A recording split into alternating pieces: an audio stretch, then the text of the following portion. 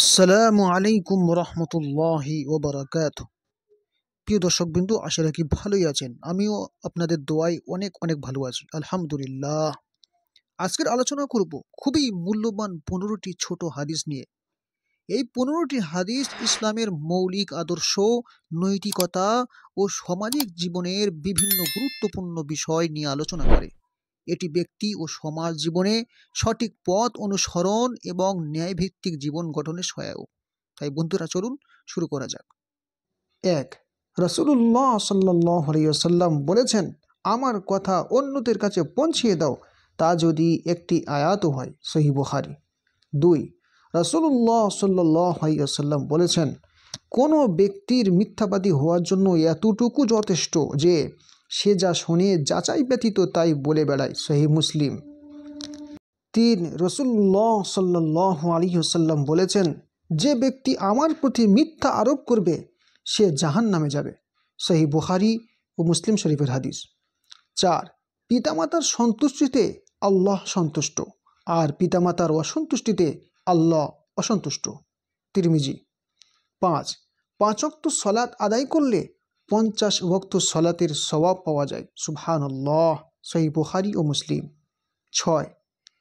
ব্যক্তি এবং শিরক ও কুফরের মাঝখানে সালাত ছেড়ে দেওয়াই হচ্ছে ব্যবধান। সহিহ মুসলিম ও মিশকাত শরীফের হাদিস। 7. কিয়ামতের দিন বান্দার কাজসমূহের মধ্যে সর্বপ্রথম নামাজের হিসাব নেওয়া হবে। সহিহ তিরমিজি ও ইবনে মাজাহ শরীফের হাদিস। 8.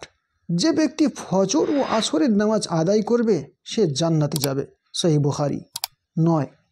আল্লাহ তাআলার নিকট প্রিয় ওই আমল যা নিয়মিত করা হয়, যদিও তা অল্প হয়। সহিহ বুখারী। 10. যে ব্যক্তি পুরুষ পায়ের টাকনুর নিচে কাপড় ঝুলিয়ে পড়বে সে জাহান্নামী। সহিহ বুখারী ও মিশকাত শরীফের হাদিস। 11. কালো জিরায় মৃত্যু ছাড়া আর সকল রোগের চিকিৎসা রয়েছে। সহিহ বুখারী ও মুসলিম শরীফের হাদিস। 12. নবী করিম সাল্লাল্লাহু আলাইহি ওয়াসাল্লাম মিষ্টি ও মধু খুব ভালোবাসতেন। বুখারী শরীফ। 13. যারা আমার সুন্নতের প্রতি অনীহা প্রকাশ করবে তারা আমার উম্মতের অন্তর্ভুক্ত নয়। সহিহ বুখারী। 14.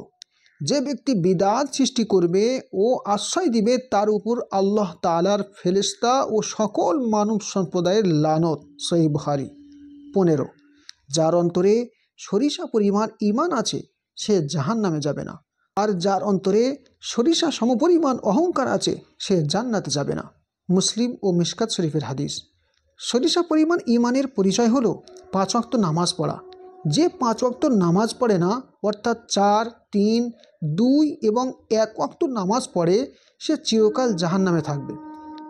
যেমন থাকবে ইহুদি, নাসারা, হিন্দু আর অন্য ধর্মের লোকেরা চিরস্থায়ী জাহান্নামে, তেমনই থাকবে বেনামাজি 4, 3, 2, 1 ওয়াক্ত নামাজিরা। আল্লাহ 5 ওয়াক্ত নামাজিকে নামাজি গণ্য করেন, 4, 3, 2, 1 ও বেনামাজিকে আল্লাহ নামাজি মনে করেন না।